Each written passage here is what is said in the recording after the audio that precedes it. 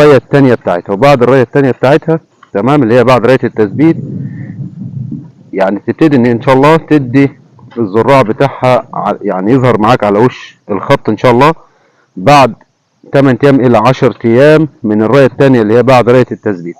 وزي ما انت شايف طبعا الارض يعني بسم الله ما شاء الله اهتمام وحاجة نظيفة جدا، ربنا يبارك. اهم حاجة يا جماعة الريات بتاع البطاطس لازم تكون خفيفة جدا جدا. وهنشوف رية البطاطس دلوقتي اللي هي يعتبر في ارض تاني بتتروي جنبينا اتعزجت زي كده وقعدت 15 يوم بعد رية التثبيت وبيتم الري. تعالوا بينا نشوف. طبعا يا جماعة ادي الرية التانية للبطاطس بعد رية التثبيت. تمام، يعني الارض دي بعد رية التثبيت اتعزجت وبتاخد الرية طبعا التانية ليها. بعد 8 ايام ل 10 ايام ان شاء الله باذن الله يعني البطاطس هتلاقي الزراع بتاعها ظهر على وش الارض. فهنصور لك فيديوهات، حابب تسال على اي حاجه اتفضل اكتب في التعليقات.